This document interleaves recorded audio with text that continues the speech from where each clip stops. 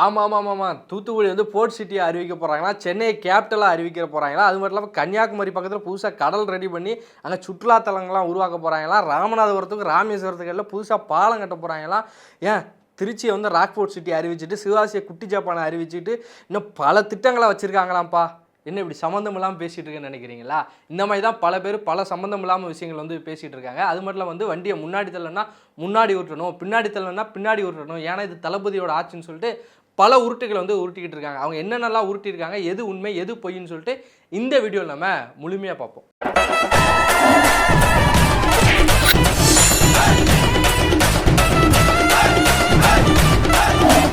இதற்கு தானே ஆசைப்பட்டாய் பாலகுமாரா அப்படின்னு சொல்லிட்டு ஒரு படம் வந்து நம்ம எல்லாருமே பார்த்துருப்போம். விஜய் சேதுபதி அவர்கள் வந்து நடிச்சிருப்பார். அந்த படத்தில் வந்து ஒரு சண்டை காட்சி வரும். அந்த சண்டை காட்சிக்கு முன்னாடி வந்து சண்டை போகிறதுக்கு முன்னாடி வந்து சொல்லுவாங்க, மனசு பலவீனமாக இருக்கிறவங்க, கர்ப்பிணி பெண்கள், வயதானவர்கள் வந்து இந்த சண்டையை பார்க்காதீங்க அப்படின்னு சொல்லி அந்த காமெடியில் வந்து சொல்லுவார்.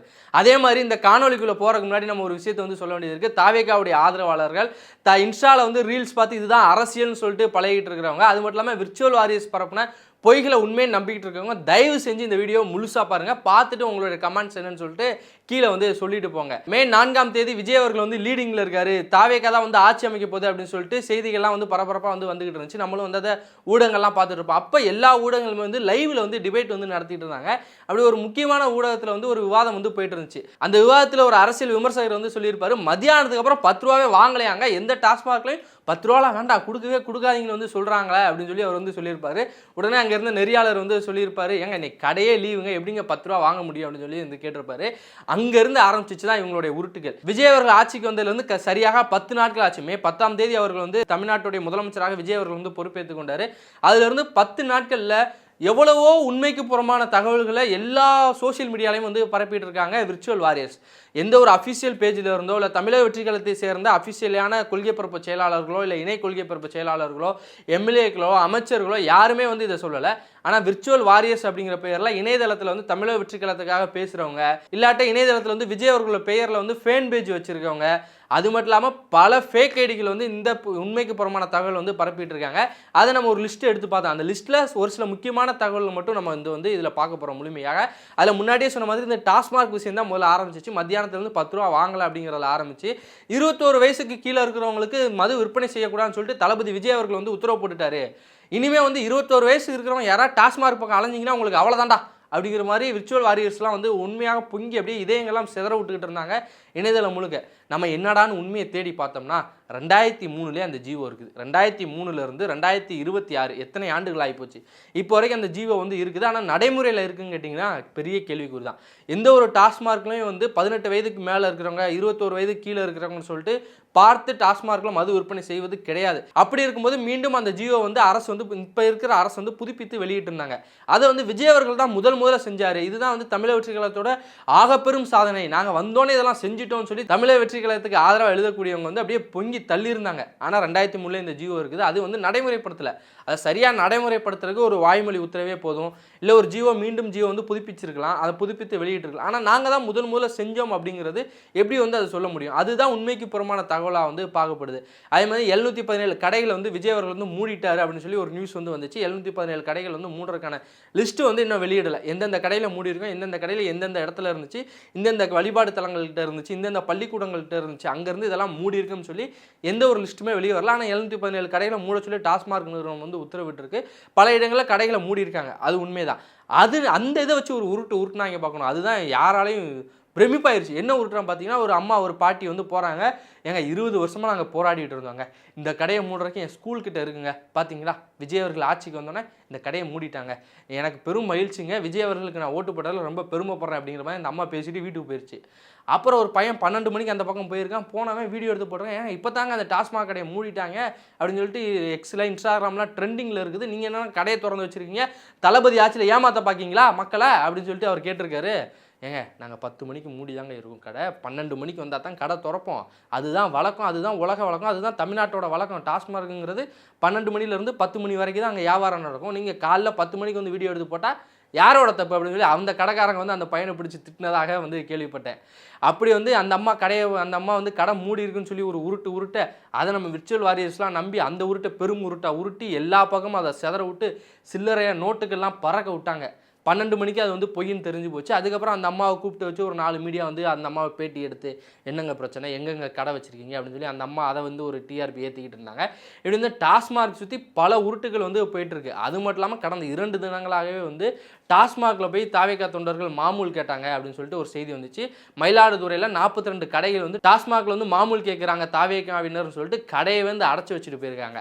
இதுதான் போச்சா, இது மட்டும்தான் ஆச்சா அப்படின்னு சொல்லி பார்த்தீங்கன்னா இன்னும் பல சம்பவங்கள் டாஸ்மாக் வச்சே நடந்துகிட்டு இருக்கு.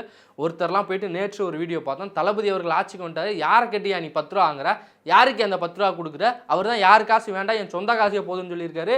நீ யாருப்பா 10 ரூபா வாங்குறதுன்னு சொல்லி அவரை அந்த கடையில் வேலை பார்க்குறவங்கள பிடிச்சி திட்டிருக்காரு. உண்மையிலே டாஸ்மாகில் 10 ரூபா வாங்கப்படுச்சுன்னா அந்த 10 ரூபா யாருக்கு போகுது, எங்கே போகுது? ஏன்னா விஜய் அவர்கள் சொல்லிட்டாரு, நாங்கள் ஊழல் பண்ண மாட்டோம், ஊழல் பண்ணுறவங்களே என் பக்கத்தில் இது வச்சுக்கிற மாட்டோம்னு விஜய் அவர்கள் சொல்லிட்டாரு. அப்புறம் யாருக்கு அந்த 10 ரூபா போகுதுன்னு சொல்லி உண்மையான தாவேகா தொண்டர்கள் கேள்வி கேட்குறாங்க. அதிகாரிகள் தான் அதுக்கு பதில் சொல்ல வேண்டிய கடமையில் இருக்காங்க. சரி, இப்படி டாஸ்மார்க் வச்சு உருட்டிக்கிட்டு இருக்காங்க, அதெல்லாம் உண்மையை நம்ம கண்டுபிடிப்போம். நம்ம 2003 ஜிஓ 2004 ஜிஓ அரசில் இதெல்லாம் வந்த எல்லா ஜிஓவும் எடுத்து படித்து திரும்பி பார்த்தா அங்கிட்டு அதுக்கு மேலே ஒரு உருட்டு. தமிழ்நாட்டிலே முதல் பெண் அமைச்சரை உருவாக்குனது தாவேகா தான், வேற யாராவது உருவாக்கியிருக்காங்களான்னு சொல்லிட்டு இன்ஸ்டாகிராமில் ரீல்ஸ் பறக்குது. அந்த ரீல்ஸுக்கு 7 லட்சம் லைக் விழுந்திருக்கு, 300K ஷேர் போயிருக்கு, 250K வந்து ரீபோஸ்டே பண்ணியிருக்காங்க.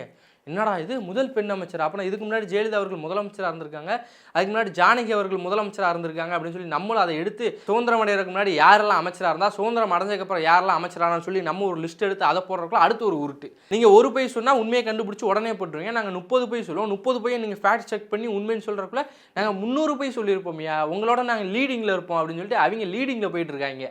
சரி, யாரா அந்த பெண் அமைச்சர், முதல் பெண் அமைச்சர்னு பார்த்தா சிவாசி தொகுதியில் நின்று சட்டமன்ற உறுப்பினராக வெற்றி பெற்ற கீர்த்தனா அவர்கள் தான் முதல் பெண் அமைச்சர்னு சொல்லிட்டு ஒரு இன்ஸ்டா பேஜில் வந்து ஒரு போஸ்ட் போடுறாங்க. அதை நானே பார்த்து நான் ஸ்க்ரீன்ஷாட் எடுத்து வச்சிருந்தேன். சரி அப்படின்னு சொல்லிட்டு உடனே வந்து கொஞ்ச நேரத்தில் நம்மளும் அதை வந்து வீடியோவில் வந்து அன்றைய தினம் வந்து காணொலியில் வந்து பேசியிருந்தோம். கீழே வந்து இல்லை தாவேகாவுடைய முதல் பெண் அமைச்சர் தான் நாங்கள் தான் சொல்லியிருந்தோம், முதல் பெண் அமைச்சர்லாம் சொல்லலை, நாங்கள் என்ன அவ்வளோ தூரம் படிக்காமல் இருக்குமா அப்படின்னு சொல்லி கேட்டிருந்தாங்க. சரி, அந்த போஸ்ட்டில் திரும்ப பார்த்தோம்னா தாவேகாவுடைய முதல் பெண் அமைச்சர்னு சொல்லி கீழே எடிட் பண்ணியிருக்காங்க. ஆனால் மேலே போஸ்ட் கார்டு போட்டிருப்பாங்களா, அதை எடிட் பண்ண முடியல அவங்களால, முடிஞ்சு அதையும் வந்து பண்ணியிருப்பாங்க. இந்தியா சுதந்திரம் அடைகிறதுக்கு முன்னாடி ருக்மணி லட்சுமி பாயின்னு ஒரு பெண் அமைச்சர் இருந்திருக்காங்க. இந்தியா சுதந்திரம் அடைஞ்சதுக்கு முன்னாடி ஜோதி வெங்கடாச்சலம் அப்படின்னு சொல்லிட்டு லூர்தம்மாள் சைமன் அப்படின்னு சொல்லிட்டு 2 அமைச்சர்கள் இருந்திருக்காங்க. அது மட்டும் இல்லாமல் திமுக முதல் முறை ஆட்சிக்கு வந்தோடனே அண்ணா அவர்களுடைய சட்டமன்றத்தில் வந்து பெண் அமைச்சராக சத்யவாணி முத்து அவர்கள் வந்து இருந்திருக்காங்க. அதுக்கப்புறம் ஜெயலலிதா அவர்களுடைய ஆட்சி காலத்தில் வளர்மதி அவர்களாக இருக்கட்டும், இல்லை கோகுலேந்திரா அவர்கள்னு சொல்லிட்டு ஏன் சமீபத்தில் 2021 26 வரைக்கும் ஆட்சி செய்த திமுக ஆட்சி காலத்திலே வந்து கீதா ஜீவன் அவர்கள் வந்து அமைச்சராக இருந்தாங்க. இப்படி பல பெண் அமைச்சர்கள் வந்து தமிழ்நாட்டில் இருந்திருக்காங்க. நீங்கள் ரீபோஸ்ட் பண்ணி அதை எடிட் பண்ணி போட்டிங்களா, அது வேணால் உண்மையாக இருக்கலாம். தாவேகாவுடைய முதல் பெண் அமைச்சர் கீர்த்தனா அவர்கள், ஆனால் தமிழ்நாட்டுடைய முதல் பெண் அமைச்சர் கீர்த்தனா அவர்கள் கிடையாது. அடுத்து வந்து ஒரு முக்கியமான விஷயம், இதை வந்து நம்ம சீரியஸாகவே அணுக வேண்டியது. ஏன்னா கோடை காலத்தில் நிறைய மின்சார தட்டுப்பாடுகள்லாம் ஏற்பட வேண்டிய ஒரு மின்சாரத்துறை சார்ந்தது. விஜய் அவர்கள் வந்து மே 10ஆம் தேதி வந்து முதலமைச்சராக பொறுப்பேற்றோன்னா ஒரு முக்கியமான 3 கையெழுத்துக்கள் வந்து போடுறாரு. அதில் வந்து 500 யூனிட் பயன்படுத்தும் குடும்பத்திற்கு 200 யூனிட் வந்து மின்சாரம் வந்து இலவசம்னு வந்து சொல்கிறாரு.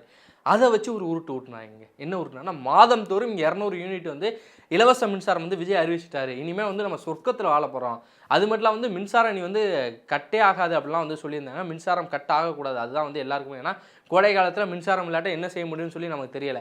ஆனால் தாவேகாவுடைய தேர்தல் அறிக்கை நம்ம வந்து எடுத்து பார்த்தோம். தேர்தல் அறிக்கையில் வந்து மாதந்தோறும் ஒவ்வொரு குடும்பத்திற்கும், தகுதியுள்ள குடும்பத்திற்கும் 200 யூனிட் இலவசம் மின்சாரம்னு வந்து விஜய் அவர்கள் வந்து சொல்லியிருக்காரு. அது மட்டும் இல்லாமல் வந்து ஒவ்வொரு மாதம் 2 மாதத்துக்கு ஒரு முறை வந்து மின்சார கணக்கெடுப்பு அப்படிங்கிறது மாதம் ஒரு முறையாக மாற்றி அமைக்கப்படும் சொல்லி விஜய் அவர்கள் வந்து சொல்லியிருக்காரு. இது வந்து அவங்க சொல்லலைன்னு வந்து நம்மளால் சொல்ல முடியாது, சொல்லியிருக்காரு. ஆனால் அதை நடைமுறை இன்னும் படுத்தலை. நடைமுறைப்படுத்துறதுக்கு முன்னாடியே நடைமுறைப்படுத்திட்டாங்கன்னு சொல்லிட்டு ஏன் ஒரு போலியான செய்தியை மக்கள் மத்தியில் கொண்டு போய் சேர்க்கணும் அப்படிங்கிறதா நம்மளோட கேள்வி. இது அஃபீஷியலாக இருக்கிறவங்க சொல்கிறாங்களா, இல்லை வந்து அமைச்சர்கள் சொல்கிறாங்களா, அதிகாரிகள் சொல்கிறாங்களான்னு சொல்லி பார்த்தீங்கன்னா நான் முன்னாடியே சொன்ன மாதிரி கிடையாது. அன்அஃபீஷியலாக யார் என்னன்னே தெரியாத, முகம் தெரியாத ஃபேக் ஐடியிலேருந்து இந்த மாதிரியான செய்திகள் வந்து பரப்பப்படுது. பரப்பப்படுற செய்திகள் ஒரு குறிப்பிட்ட மக்களை மட்டும் தான் போய் சேருதுன்னு கேட்டிங்களா, இல்லை எல்லா மக்கள்கிட்டையும் போய் இந்த செய்தியை கொண்டு போய் சேர்க்குறாங்க. அதற்கு பல பாட்ஸை வந்து யூஸ் பண்ணுறாங்க. பாட்ஸ் அப்படிங்கிறது ஆட்களே இல்லாமல் வந்து இணையதளத்தை நம்ம வந்து கையாளுறதுக்காக பயன்படுத்துகிற ஒரு ஏஐ ஜென்ரேட்டரான ஒரு விஷயம்னு வந்து வச்சுக்கோங்கமே. சிம்பிளாக சொல்லணும்னா அதுதான். அதை வச்சு ஒரு போஸ்ட் போட்டோம்னா அதை ஒரு 1000 ஷேர் பண்ணுறது, 1000 ரீட்வீட் பண்ணுறது, 1000 ரீபோஸ்ட் பண்ணுறது, அதை நான் டவுன்லோட் பண்ணி வேறு ஒரு பேஜில் போகிறேன்னு சொல்லிட்டு இந்த மாதிரி பாட்ஸை வச்சு பல இடங்களில் தமிழக வெற்றி கழகத்தினர் வந்து வேலைகளை பார்த்துட்டு இருக்காங்க அப்படிங்கிற குற்றச்சாட்டு வந்து எழுந்துகிட்டு இருக்கு. ஏன்னா சமீபத்தில் ட்விட்டரில் வந்து ஒரு போஸ்ட் பார்க்குறோம். அந்த போஸ்ட்டை வந்து போட்டது யாருன்னு பார்த்தீங்கன்னா இந்த மின்சாரத்துறை சார்ந்து தான். அந்த போஸ்ட்டை பார்த்தீங்கன்னா பாகிஸ்தானில் இருக்கிற ஒரு ஹேண்டில், பாகிஸ்தானை சேர்ந்த ஒரு ஐடி வந்து அந்த போஸ்ட்டை வந்து போட்டிருக்கு.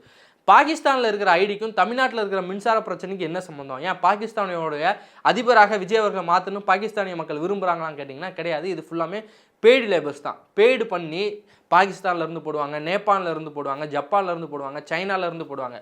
போஸ்ட் போட்டுகிட்டே இருப்பாங்க.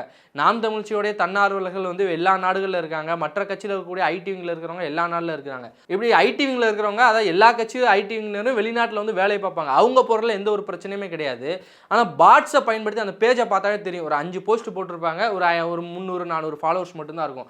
அந்த பேஜில் இருக்க அந்த பேஜோ இல்லை அந்த ஐடியை வந்து ஹேண்டில் பண்ணுறதோ நம்மளுடைய கமெண்ட் பாக்ஸில் ஒரு 200 கமெண்ட் 300 கமெண்ட் ஒரே கமெண்ட்டை ரிப்பீட்டாக போடும்போது அது கண்டிப்பாக பாட்ஸை பயன்படுத்தி மட்டும்தான் போட முடியும். அப்படி தான் போட்டுக்கிட்டு இருக்காங்க. இது எல்லாமே தான் கேள்விக்குறியாகுது. ஏன் இந்த மாதிரி ஒரு டிஜிட்டல் மேனிப்புலேஷனை டிஜிட்டலை வச்சு மக்களோட மண்டையை கழுவுற வேலையை வந்து தமிழக வெற்றிக்கழகத்தை பார்க்குறாங்க? ஏன் பார்க்கணும்? இதெல்லாம் வந்து விஜய் அவர்கள் தெரிஞ்சுதான் நடக்குதா, தமிழக வெற்றிக்கழகத்தில் இருக்கிற அஃபீஷியலாக இருக்கிறவங்களுக்கு தெரிஞ்சுதான் நடக்குதா அப்படிங்கிறது அவங்களுக்கு தான் விரிச்சோம். இதுக்கு பின்னாடி பெரிய ஒரு மாஃபியா இருக்குது, டிஜிட்டல் மாஃபியா அதுக்கு பின்னாடி வேலை பார்க்குது அப்படிலாம் வந்து சொல்கிறாங்க. ஆனால் உண்மைக்கு புறமான தகவலை ஏன் மக்கள் மத்தியில் போய் சேர்க்கணும்? இப்போ கூட இவங்க வந்து இந்த மாதிரி செஞ்சுக்கிட்டு இருக்காங்களா? இந்த மாதிரி வந்து மாதம் ஒரு முறை வந்து மின்சாரம் எடுக்கிறத விஜய் அவர்கள் வந்து அறிவிச்சிட்டாருன்னு சொல்லி இந்த பக்கம் அறிவிப்பிட்டு இருக்கு. நேற்றைய தினம் மின்சாரத்துறை அமைச்சர் சி.டி. நிர்மல்குமார் அவர்கள் வந்து சொல்லியிருக்காரு, எங்கள் மின்வாரியம் வந்து கடனில் போயிட்டு இருக்குங்க, இங்கே வந்து வேலை பார்க்குறக்கே ஆட்கள் கிடையாது, வேலைக்கு நாங்கள் ஆட்களை எடுத்ததுக்கப்புறம் மாதம் ஒரு தடவை மின்சாரம் எடுக்கிற பற்றி நாங்கள் வந்து அடுத்து பேசிப்போம், அடுத்து யோசிப்போன்ட்டு போகிறாரு. இவங்க பரப்புற பொய்யை இவங்க அமைச்சரே வந்து உடைச்சிட்டு போகிறாரு. இது எந்த மாதிரி இவங்க உருட்டுறாங்க, ஏன் உருட்டுறாங்க, உண்மையிலே இதை கண்டுபிடிச்சிருவாங்க. இது வந்து பொய்ன்னு கண்டுபிடிச்சிருவாங்க. தெரிஞ்சு உருட்டுறாங்கன்னா 1000 மக்களுக்கு இவங்க பரப்பின இது வந்து பொய்ன்னு போய் சேரும். ஆனால் லட்சம் மக்கள் அதை உண்மைன்னு மட்டும் தான் நம்பிக்கிட்டு இருப்பாங்க. அப்படி தான் இப்போ வரைக்கும் நம்பிக்கிட்டு தான் இருக்காங்க. அடுத்தது வந்து ஒரு போஸ்ட், இதுதான் உண்மையிலே வந்து இருக்கையிலே ரொம்ப வைரலான போஸ்ட். இந்த போஸ்ட் தான். இந்த போஸ்ட்டில் விஜய் அவர்கள் வந்து ஒரு டிஃபன் பாக்ஸ் வச்சு அவருடைய முதலமைச்சர் நாற்காலியில் உட்காந்து வீடியோவில் வந்து சாப்பிட்டுட்டு இருக்கிற மாதிரி ஒரு போஸ்ட் வந்து ரிலீஸ் ஆகுது. அந்த போஸ்ட்டை வச்சு மெயின் ஸ்ட்ரீம் மீடியாக்கள் ஒரு சில ஊடகங்கள்லாம் வந்து பேசினாங்க. ஆனால் இணையதளம் முழுவதும் இது வந்து பயங்கரமாக ஸ்ப்ரெட் பண்ணப்பட்டுச்சு. இவ்வளோ ஒரு எளிமையான ஒரு முதலமைச்சர் வந்து பார்க்க முடியுமா? ஏங்க காலைல இங்கேருந்து வீட்டுக்கு போயிட்டு வந்தாருன்னா வேலை பார்க்குற நேரம் வேஸ்ட் ஆயிரும்னு சொல்லிட்டு மக்களுக்காக உழைக்கிறக்காக வீட்டிலேருந்து சாப்பாடு கொண்டு வந்து சாப்பிட்டுட்டு இருக்காரு அப்படின்னு வந்து சொன்னாங்க. சரி, அது கூட உண்மையாக இருக்கலாம். வீட்டிலேருந்து சாப்பாடு எடுத்துகிட்டு வந்து அங்கே வச்சு சாப்பிட்றாரு. தலைமைச் செயலகத்திலேருந்து அவர் வீட்டுக்கு போயிட்டு வரனா 20-40 கிலோமீட்டர் ஆகும். ஒரு 2 மணி நேரம் வந்து வேஸ்ட் ஆகணுமே ஏன்னு சொல்லி அவர் சாப்பாடு கொண்டு வந்து சாப்பிட்லாம். ஆனால் ஒரு ஏஐ ஃபோட்டோ அது ஏன்னு தெரிஞ்சும் ஏன் இப்படி பரப்பணும்? இந்த பரப்புறோடைய நோக்கம் என்னன்னு கேட்டிங்கன்னா மக்கள் மத்தியில் அதை கொண்டு போய் சேர்க்குறது. ஏன்னு பரப்பணவனுக்கும் தெரியும். அதை கொண்டு போய் சேர்க்க வேண்டியது அவனோட பொறுப்பு. விஜய் அவர்கள் வந்து வீட்டில் இருந்து கொண்டு வந்து சாப்பிட்றாருங்க, எளிமையாக இருக்கிறாருங்க, மக்களுக்காக தன்னுடைய இருக்கையை விட்டு எந்திரிக்கவே இல்லை, முதலமைச்சர் இருக்கையை விட்டு எந்திரிக்காமல் அங்கேயே சாப்பிட்டு அங்கேயே கழுத்து போட்டு அங்கேயே வேலையை பார்த்துட்டு இருக்காருங்க, எந்திரிச்சு போனால் கூட ஒரு நிமிஷம் வேஸ்ட் ஆயிரும்னு அவர் யோசிக்கிறாருங்க அப்படிங்கிற அளவுக்கு வந்து அதை வச்சு உருட்டிக்கிட்டு இருக்காங்க. இதுக்கெல்லாம் சொன்ன மாதிரி இன்ஸ்டாகிராமும் ரீல்ஸு இன்ஸ்டாவில் வந்து வீடியோ பார்க்குறவங்க, அதுதான் அரசியல் நம்புகிறவங்க, இந்த மாதிரி ஏஐ ஃபோட்டோன்னு ஏன்னு தெரிஞ்சதுக்கப்புறம் ஏன் பரப்புறீங்க? இதுதான் வந்து ஒரு மிகப்பெரிய ஆதாரம் கூட எடுத்துக்கலாம். தாவேகாவினர் வந்து பல உருட்டுகளில் இந்த ஒரு ஃபோட்டோ போதும். இதுதான் தாவேகாவினர் வந்து இத்தனை நாட்களாக செஞ்ச உருட்டுகளில் முக்கியமான உருட்டு. இந்த உருட்டு தான் எல்லாத்துக்குமான ஆதாரமாகவும் இருக்கும். அடுத்து ஒன்று பார்த்தீங்கன்னா, தமிழக வெற்றிக் கழகம் முதலாக வெள்ளை அறிக்கை வந்து வெளியிட போகுது. தமிழ்நாடு ஆட்சி புதிதாக இந்தியா வந்து பிரித்து கொடுத்தோன்னே தமிழ்நாடு வந்ததுக்கப்புறம் தமிழ்நாட்டில் இருந்து இது வரைக்கும் எந்த முதலமைச்சருமே வெள்ளை அறிக்கை வந்து வெளியிடவே இல்லை. நாங்கள் தான் கஜானா காலியாகிடுச்சுன்னு வெள்ளை அறிக்கை விட போகிறோம்னு சொல்லி தமிழக வெற்றிக் கழகத்தினர் வந்து சில்லறைவாதி செதற விட்டுக்கிட்டு இருந்தாங்க. ஆனால் நம்மளும் அதை எடுத்து பார்த்தோம்னா 2001 ஜெயலலிதா அவர்கள் வந்து ஆட்சிக்கு வந்த உடனே வந்து வெள்ளை அறிக்கை வந்து வெளியிட்டிருக்காங்க. அதன் பின்பு 2021 ஸ்டாலின் அவர்கள் வந்து முதலமைச்சர் ஆனதுக்கப்புறம் பிடிஆர் அவர்கள் வந்து நிதியமைச்சராக இருக்கும்போது எல்லா ஊடகங்களையும் கூட்டு வச்சு வெள்ளை அறிக்கை வந்து வெளியிட்டார். 2 முறை தமிழ்நாட்டில் இது வரைக்கும் முன்னாடியே வெள்ளை அறிக்கை வெளியிடப்பட்டிருக்கு. ஆனால் இதெல்லாம் தெரிஞ்சும் நாங்கள் தான் முதல்ல வெள்ளை அறிக்கை விடுறோம் அப்படின்னு சொல்கிறது மிகப்பெரிய ஒரு இது ஒரு பொய்ன்னு கடந்து போகிறதா, இல்லை இப்படி ஒரு கட்டமைப்பை வந்து கட்டமைக்கிறாங்க. இதை உடைக்க வேண்டிய பொறுப்பு எல்லா ஊடகங்களும் இருக்குது. ஆனால் ஊடகங்கள் இதை பேசாமல் கடந்து போகிறது ஏன் எதுக்குன்னு நமக்கு எதுவுமே புரியலைங்க. அடுத்து பார்த்தீங்கன்னா, விஜய் அவர்கள் வந்து சேரில் இருந்த வெள்ளத்துண்டு வந்து எடுத்துட்டாரு. வெள்ளத்துண்டு வந்து அதிகாரத்தோட அடையாளமாக இருந்துச்சு, அதை வந்து விஜய் அவர்கள் நீக்கிட்டாரு. எவ்வளோ ஒரு பெருந்தன்மை பார்த்தீங்களா அப்படின்னு சொல்லி பல பேர் வந்து எழுதிக்கிட்டு இருந்தாங்க. ஆனால் ஜெயலலிதா அவர்கள் ஆட்சியில் இருக்கும்போது சேரில் வந்து வெள்ளை துண்டு போடலை. ஏன்னா அந்த புகைப்படம்லாம் நமக்கு ஆதாரமாக இருக்குது. கலைஞர் அவர்கள் ஆட்சியில் இருக்கும்போது வெள்ளை துண்டு வந்து போடப்படல. நீங்கள் செஞ்சதெல்லாம் பாராட்டுக்குது. ஆனால் நாங்கள் தான் முதல்ல செஞ்சோம்னு சொல்லிட்டு கிளைம் பண்ணாதீங்க. இருக்கிறத நீங்கள் வந்து செஞ்சுக்கிட்டு இருக்கிறீங்க, அதெல்லாம் பாராட்டுக்குரியதான். ஆனால் முதல்ல செய்கிறோம் அப்படிங்கிறத மட்டும் மக்கள் மத்தியில் பொய்யான ஒரு தகவலை வந்து கடத்த வேண்டாம். அடுத்ததாக பார்த்தீங்கன்னா, ராஜ்மோகன் அவர்களுக்கு பள்ளி கல்வித்துறை அமைச்சர் பதவி வந்து கொடுத்துருந்தாங்க. இதுதான் நாங்கள் தான் முதல்ல செஞ்சுருக்கோம். இது வரைக்கும் ஆதி திராவிடர் நலத்துறை மட்டும்தான் நாங்கள் எல்லா ஆட்சியிலையுமே வந்து கொடுத்துட்டு இருந்தாங்க. தமிழக வெற்றிக் கழகம் தான் முதலாக ஒரு போர்ட்ஃபோலியோ வந்து ஒரு மெயின் போர்ட்ஃபோலியோவே வந்து கொடுத்துருக்கோன்னு வந்து சொல்கிறாங்க. ஆனால் காமராஜர் ஆட்சி காலத்திலே கக்கன் அவர்கள் வந்து உள்துறை அமைச்சராக வந்து இருந்திருக்காரு. ஜெயலலிதா அவர்களுடைய ஆட்சி காலத்தில் தனபால் அவர்கள் வந்து ஸ்பீக்கராகவே இருந்திருக்காரு.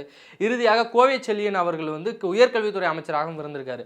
செஞ்சது பாராட்டத்துக்குரியது. ஆனால் நாங்கள் தான் செஞ்சோன்னு திரும்பியும் சொல்லாதீங்க. அப்புறம் தாவேகாவினர் பரப்பின முக்கியமான பொய்களில் முதன்மையான பொய்ன்னு சொன்னால் இதை வந்து பார்க்கலாம். என்ன பொய்ன்னு சொல்லி பார்த்தீங்கன்னா, இருக்கையிலே ஏழ்மையான வேட்பாளர்கள் தமிழக வெற்றிக் கழகத்தில் தான் இருக்கிறாங்க. நாங்கள் வந்து ஆட்டோவில் வர்றவங்கள, பஸ்ஸில் வர்றவங்க, ஆட்டோ டிரைவரை எல்லாரையுமே வந்து நாங்கள் வந்து எம்எல்ஏக்கெலாம் மாற்றிருக்கோம் அப்படின்னு சொல்லி வந்து சொல்கிறாங்க. அந்த லிஸ்ட்டெல்லாம் நம்ம எடுத்து அதை வந்து விரிவாக பேசிட்டோம். ஆனால் பல கோடீஸ்வர வேட்பாளர்கள் வந்து இருக்கிறாங்க.